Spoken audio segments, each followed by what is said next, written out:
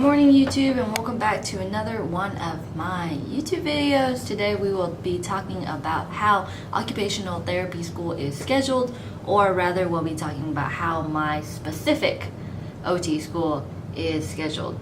And I go to Texas Women's University, and I think that's all you need to know. So let's see. So our first semester we have 5 semesters, and then we have 2 semesters of field work. So 5 semesters we're in class, and then 2 we're working out in the field for free, not getting paid, sucks though.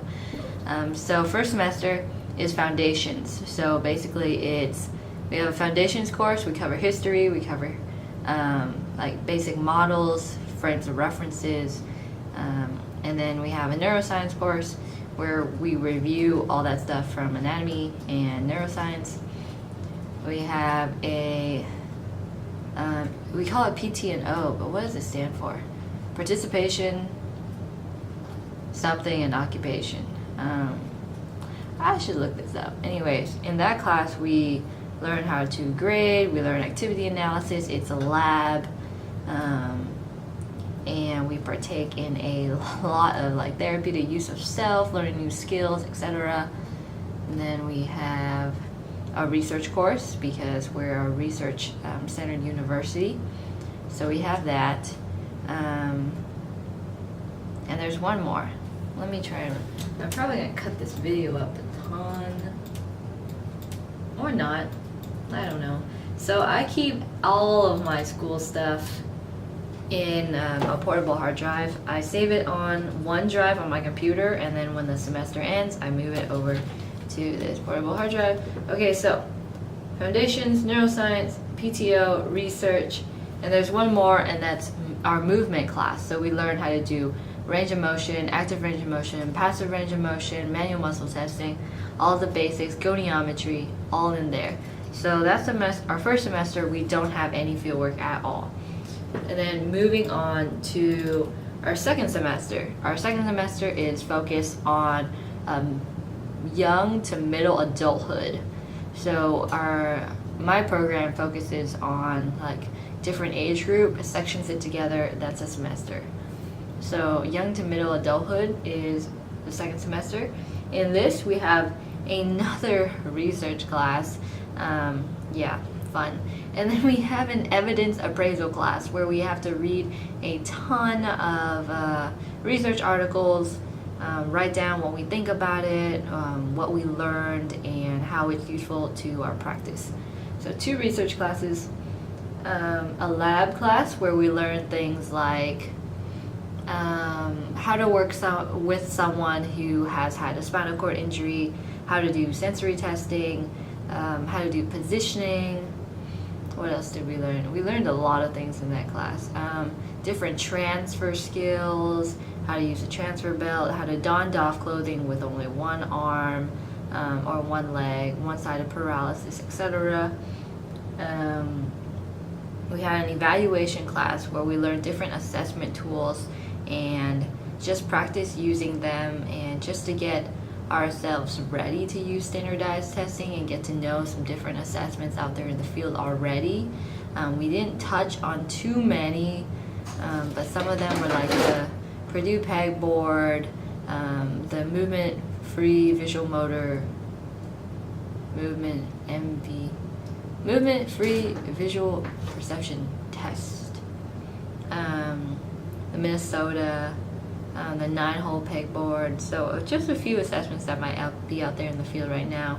It was more of just like learning how to do assessments. We also did the COPM, and then we had our occupational participation lecture. So that pairs up with the lab. So in the lab we learn hands-on skills pertaining to young to middle adulthood, and then in the lecture course we learn about diagnoses and different diagnoses and just different trauma. So move your tail. So like traumatic brain injury, motor vehicle accidents, burns, spinal cord injuries, head injuries. What else? Strokes, think that's it. There were a few others, like there's a multifaceted injury that I forgot the name of it, but it's like when you have a traumatic injury along with a head injury, along with like it's really serious, and you only see it with people that have really maybe suffered from like, never mind, just skip it for now, you'll learn eventually. And then we have our professional reasoning class, where we learn about reasoning and how to apply our skills in practice, and that's where our fieldwork class comes in. So we learned a lot about the different kinds of reasoning, different ethics, and documentation. Documentation was key, and it always will be key. Okay, on to summer. So we covered fall, first spring, now summer. We don't get any breaks. Summer is our mental health module, so it's not a specific age group, it's just all mental health, because we feel that mental health is something that is absolutely critical to someone's health, along with things like movement and cognitive skills. Mental health is super important. So in this semester, we also had a professional reasoning class where our fieldwork was located. But in this professional reasoning class, we learned about therapeutic use of self and the intentional relationship model. So different therapeutic modes like advocating, educating.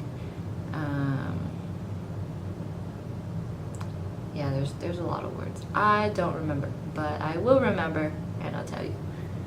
Different modes. I'll probably talk about that eventually. I have a whole book on it. We did our mental health and social participation lecture, and I think there was a lab in that as well. So we learned about all the different diagnoses like depression, OCD, personality disorders, different ones, and we touched up on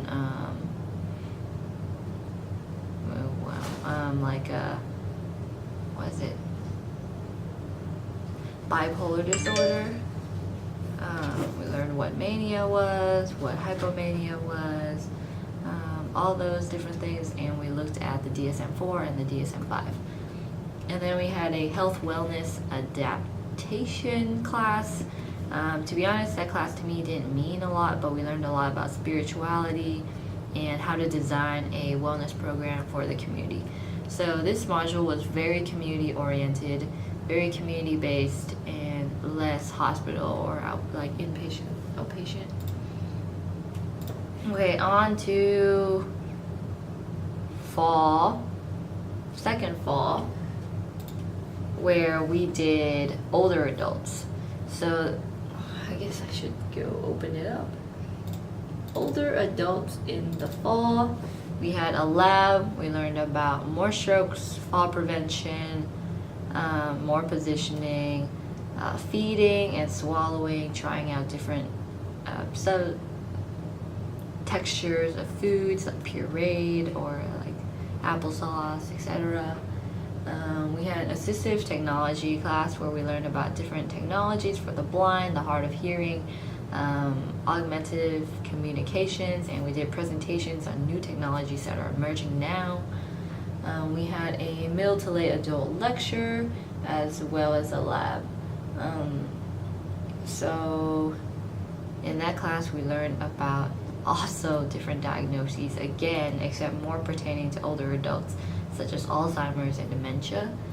And then we had another professional reasoning class. You see the trend here, that's where our field work was, and we did a lot of documentation and just more reasoning, more case studies.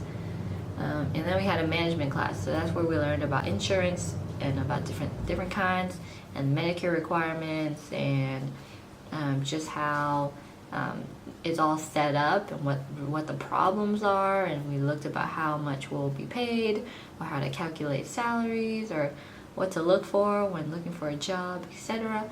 And now to this semester, last semester. This is our pediatric semester. We saved the best for last, apparently, and I'm glad we do that because I would be having some hardcore senioritis right now if this wasn't pediatrics. A lot of us are interested in pediatrics, and so right now we have a We have a rehab tools class where we do splinting and modalities. We have our lecture and our lab. So in lab, we're doing skills such as NDT for children, sensory integration. I haven't really gotten into yet because we only had one class so far, but just skills pertaining to kids, handwriting, etc. And then like different pinches, grips. And our lecture class, we're covering diagnoses such as Down syndrome, autism, intellectual disabilities, or mental retardation, and developmental disabilities, and all those other things as well. And we have a professional reasoning. Do we? Yes, we do. And we cover reasoning with children and how to interact with children. And we're bringing back therapeutic use of self and the intentional relationship model as it pertains to children. And we have a capstone class where we make sure that all the skills that we've learned throughout the past semesters are checked off and they're competent. And we also start studying for our NBCOT as well. And we improve our clinical competence in that class. I think that's all. Let me check. And yeah, that is all. I know that was a lot to listen to, and I know your program will probably be different, but this is this program. And I know this program is different, but I do like it. I enjoy it. It's fun. I really like my cohort. We're not competitive at all. We all support each other, and I love that. So to all of you, I don't know, wanting to get into OT school, in OT school, etc., good luck to you all. Good luck to myself, because the last semester is very hard, and I do feel senioritis. Like, I do feel like the end is so close that I don't need to do anything, but I need to do so much because I don't have a lot of experience with children. I'm going to stop rambling now. Thank you so much for watching. I'll see you next time. Bye. I'm not going to cut anything out.